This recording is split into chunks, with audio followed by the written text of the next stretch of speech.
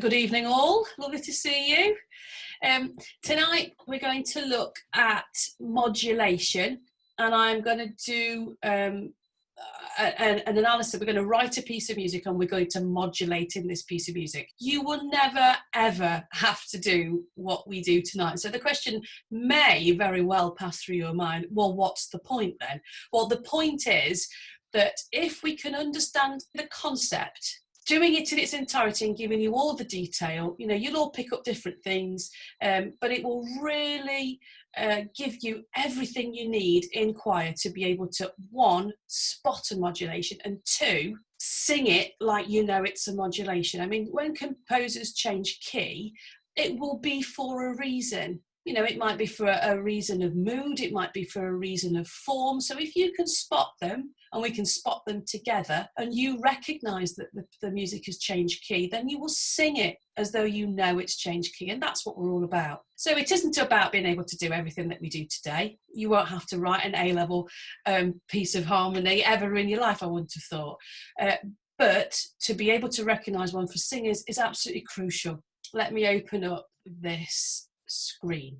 So we've just got a 4-bar melody here. We've done all this before. We know that we're in G major because we've got an F sharp at the start. So I've written out for you the primary triads in the capitals and then these little secondaries. Can you just remember what was the difference between the capitals and the lower cases? Capitals are major keys, lower cases minor. Yeah, lower major chords and they are minor. Chords. Except number 7, which was, anybody remember? Diminished chord. So we've got one diminished there. We're going to start off in G, but we're not going to end in G. I'm telling you now that we're going to change key. So what we need to establish is what our closely related keys are. So for this, we need to have this that we've seen before. And the great thing about this is that it tells you. So we're in G major. There's our G. And a closely related key is a key that sits either side of it. So if we're in G major, it's more often than not in most of the music that we'll sing that it will go to a closely related key. So it will lose a sharp or it will gain a sharp. So we'll probably modulate to either C or we'll modulate to D. Sometimes it will go to the relative minor, which is E minor, but we're not looking at that today because we've not done minors yet. So at the minute, we're just going to be going to either C, i.e. losing the F sharp, or we're going to gain a sharp, a C sharp. So let's go back now to the music and let's have a look at what you think's happened. Has it moved to C or has it moved to D? There it is. So we definitely know we start in G, and then look, we've got a G on the first beat, so we definitely know we're in G. As we progress, we do get this little accidental creeping in. So what have we done here? That's an F natural rather than F sharp. So we've taken away a sharp. It's going to C, and let's have a look at the very end note. Oh, look, there we go. It ends in C. Now, I haven't modulated unless we've had 5-1 in the new key, a perfect cadence in the new key. So we can definitely have 1 there in C major, but the key is, can we have chord 5 here with this D? And can we? Yes. Yes. So we're definitely moving to C major. We're going to start off, just do this first bar in G, and then we're going to move to the end and we're going to do this bit in C. And then somewhere around here-ish, we're going to modulate, and that's what I'm just going to show you. Let's start then with what have we got to have at the beginning to establish the key that we're in. We've got to have chord 1. Chord 1. Lovely. Okay, then we've got a B. So we can have a variety of different chords. Now it's a second beat, so it's a weak beat. So we could have a minor chord. Could have one of these little lowercase ones because it's not on a strong beat. We'll probably want to have on this strong beat here maybe a primary triad, either 1, 4 or 5. Tell me your preferences. We could have B, D sharp, F. So you could have chord 3 here. Yeah. Yeah. Let's do that. And then you could have on this A, what we're going to have there, let's have a primary. 5. 5. Yeah. Now, if I was writing Bach rolls, I would put a big red mark through this because we've got a G to a G and a B to a B, which is what we call parallel octaves. But I'm going to allow that. We're going to have this lovely bass line. And what I love about this bass line is that it sort of mirrors what happens at the top, but also it's got a real nice shape to it. And what can we put in between? Passing note. Yes, well done, John. Can we have another one? Yes. Sure. Yes. There we go. What a lovely bass line. La, la, la, la, la. We can have a secondary on this last one, or we can have a primary. It doesn't really matter. But if we have a primary, it might be an idea to have it in an inversion because it's a weaker beat. So what we're going to put with this C, think about your bass line. We're on a D at the minute in the bass. E. So you could have an E there. So what chord do you want, John? 4. So we're going to put a 4B in there. Like it. And that's continued that scaling motion. La, la, la, la, la, la. Sounds like EastEnders. La. Brilliant. Right, I'm going to stop there. And we're going to go to this end.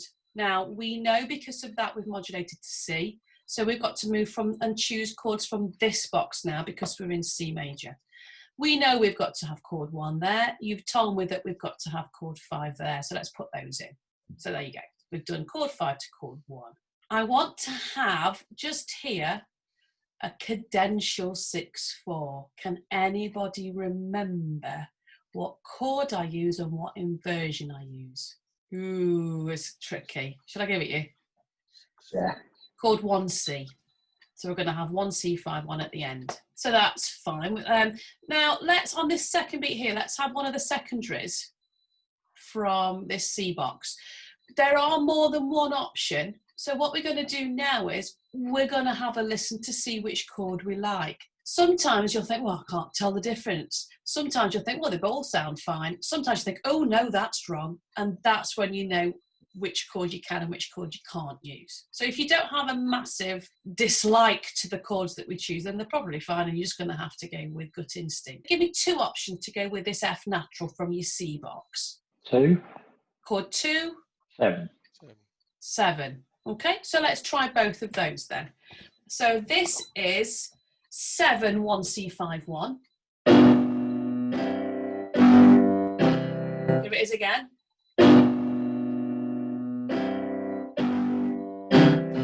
So let's try 2. Here's 2.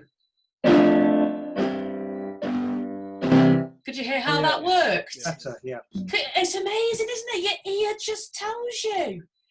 And that's because you're musicians. Now, what I didn't use 2, I used 2B because that gives me an F as the bass. And look how lovely that is then. La, la, la, la. But, of course, we don't want an F sharp. We want an F natural because we're in C. So I must remember to put that naturally in. But how amazing was it that you could hear that? You could hear that chord 2 was nice. Right, let's go for a primary, please, on this A. A primary from here. What we're going to have? 4. 4. We can have it in root position. We can have it in first inversion. It doesn't really matter. But what I must remember to do, because I'm in C, I've got to have an F natural. Yeah. So now we've got 4, 2B, 1C5, 1, and that will just sound lovely, I know. Here it is.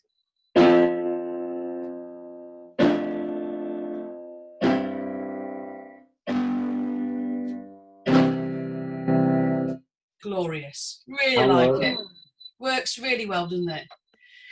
We've heard all that before. You know, we're so used to hearing these progressions. We probably didn't know what the chords were before, but we're so used to hearing it. It sounds quite familiar, I would have thought. Now, here's where it starts to get a bit more interesting. What we're going to do is we're just going to write in the chords that we've used so far. Now, I have to write in G, that capital G at the start, because I'm in G major.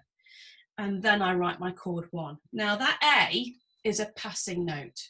So it isn't a harmony note, it's a melody note. So I put a dash under it. Can you see? It's not affecting the harmony, it's just a little note to take us on a nice little route up in terms of a more melodious bass line. So it's nothing to do with harmony. We don't therefore give it a chord number. The next one we chose was chord 3 in root position. There it is. The next C, of course, was a passing note. So again, I put a dash. Then we did chord 5. And then I did chord 4B, didn't I? 4B, C, E, G, and the E's in the bass. Okay, everybody happy with that so far? Next bar, what I have to do now is, I'm going to be moving, I'm in C here, because I've got an F natural. The whole of this is C, but at the minute I'm still in G, I haven't moved. So what I have to do is I have to find a chord that is identical in this box to this box. So for example, chord 5 and chord 2 are not identical because there's an F natural there and there's an F sharp there. So not all chords I can use. I'm looking for one that appears in this box and this box identically and will fit with one of these melody notes. So you A think minor. with C? Say again, A minor, yes. Have I got a note in this bar that isn't I could use with that chord? That one, the C, A, C, E. Yeah, the first one I can't know, but that one I can, can't I? So let's go for that chord 2, which is then chord 6 in this one, but we'll keep this one in G. So we've had a 4B. Give me some options for this one. And what we're going to do, we're going to play it and then listen to what we like best. So what can I have with that D? Give me 2 options. Chord 1. Chord 1 or... 5. Okay, let's try both of those. And tell me which one you prefer. Chord 1 first. So I'm doing 1, passing note, 3, passing note, 5, 4B, 1.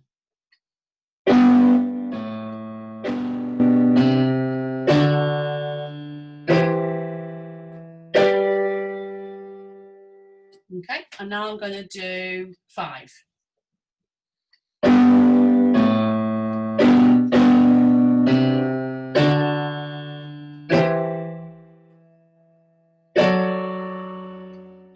First one? 5. First Okay, one. so yeah, I said some would like 5, some would like 1.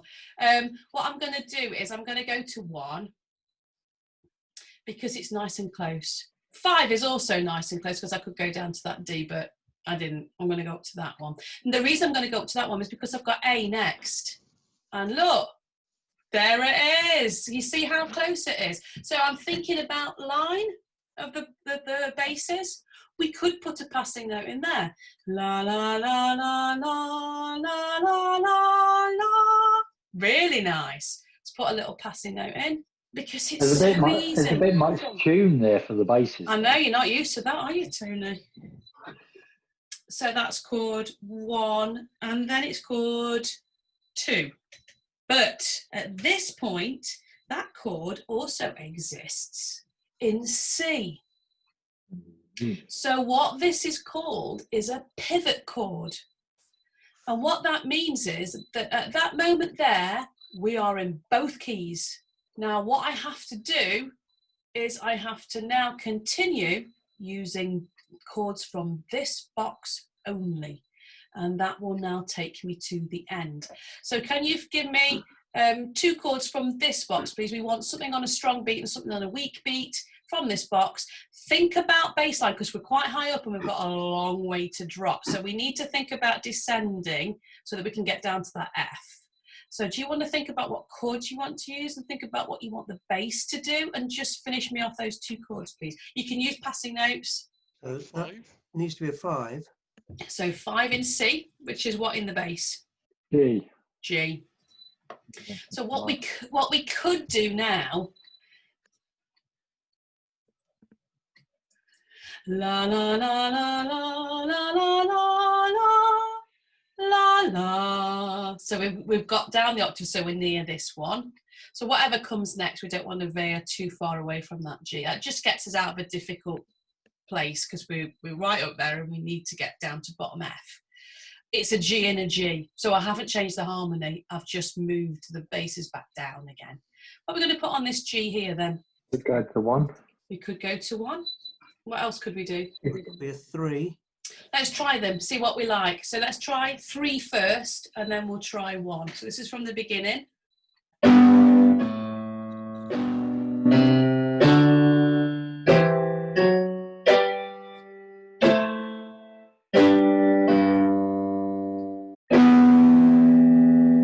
Oh, I like that.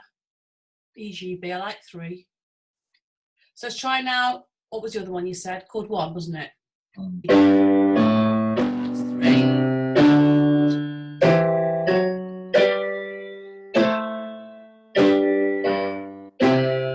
I don't like that at all. So I'm going to overrule you all, and I'm going to put that lovely, what did I say that was? 3. And I'm going to keep it as 3B, because then 3B has got the G at the base. Victoria, when Yes. you had 1 there, you were going from 5 to 1. Mm-hmm. So normally that would have felt like it should have been an ending of a piece. Yeah, but it doesn't, because No. in the bar you've sort of had your strongest chord on the last weakest beat, because the pace of the harmony doesn't fit the beats that it's on. Whereas here, look, 5, 1, beginning of the bar. You see? Okay. So to put the 1 there, it's like it trips over itself. Yeah. So that's why it didn't work, I think. So what did I do? I've used 3B. Then I used, what did I use there? 4. Then I used F and F. What did I do there? Oh, I did 2B, didn't I? 2B, 1C, 5, 1. Oh, that's not a capital. 5, 1. So, there we go. We start off in G. Everything functions the way it should. We've got this beautiful bass line. And then when we get to this point here, we're in this hinterland between the two, where we exist for a moment in both keys before we then continue in the new key. And we aren't in the new key until we've cadenced with a perfect cadence 5-1, and then we've gone. You know, say that last bit again. You're not in the cue in the new key until we've moved. Yeah. But what solidifies the change is a perfect cadence 5-1. We have moved, but we still aren't completely sure. That is that's the hinterland. I mean, some of these chord 5, that is another one really. That's another pivot chord, because 5 is also, that could be chord 1 in G. This one here, E, G, B, that exists. That's chord 6. So that's another pivot chord. But by the time we get to there, that doesn't exist. So we actually, because the keys are so closely related, we have 3 beats, one after the other, that are pivot chords. But you only get that when you go into a key that's very close. If you go to a key that's more distant, you wouldn't have that amount of chords in common. You might only have 1. When you go to something that's really, really distant, you don't even have a chord. You might only have 1 physically written out note. So, for example, it could be a B, whereas none of the rest appear in either of the 2 keys, and that's when you go to something really far away. But here, we've got quite a few. So all of those, ironically, are pivot chords. We get to here, but until we've had tan, we aren't in C properly. We're hinting at B and C, but we aren't. Sometimes, when I say to you, it's a transient modulation, so it sort of hints at a new key, but then it sort of pulls away from it again. We saw one of those in the Mozart a couple of weeks ago, where it hinted at a new key, but we didn't have a proper full-on 5-1 cadence. That's why it's called transitory, because it passes, it sort of skirts into it, but then it pulls away at the last minute. And what it doesn't give you is a 5-1 cadence. It's that firmly places you in the new key. And without that, you've hinted at you've had a transient modulation, you've hinted at a modulation, but you haven't gone. You pulled back from it and stayed in the new key, in the old key, sorry. You'll never be asked to do this. You'll never need to be able to tell me what the chords are in choir. But let's sing the bass line now, because... Just before we do that, you could write that, the second bar, all in the key of G. Yes, but you wouldn't, because by the time we get to there, we need to have had a pivot chord, because that chord doesn't exist in that one. So the last note then in the second bar could be Yeah. the pivot note then. I mean, the whole of that bar, G and G, the whole of that bar is a pivot. That's chord 1, which is chord 5. That's chord 2, which is chord 6. That's chord 1, which is chord 5. That's chord 6, which is chord 3. They're all pivots. You don't have to think of them all as pivots. I mean, would that went change if you put the other notes in? Because a few sessions ago, you said that a chord wasn't a chord if there are only 2 notes. Yeah, all I've done is sketched out the bottom and the top. But yeah, so what I would do then is I would go back and I'd put in the other notes. So there you go, G, B, D. You see what I mean? Yeah. That's what it should look like. I'm just sort of saving his time. But in the second bar, we're talking about whether it could stay in G. Would that still be the case if you had to flesh out all the chords? It would still be this case, yeah, because none of what we've done is we've chosen chords that haven't basically got an F sharp in. Right. Because it's the F sharp that we want to steer away from, because Right. because C hasn't got an F sharp, so it would sound wrong. If we keep putting an F sharp in, I mean, if I play you this now and continue the F sharps to the end, you'll hear it. It'll just ridiculous. Listen.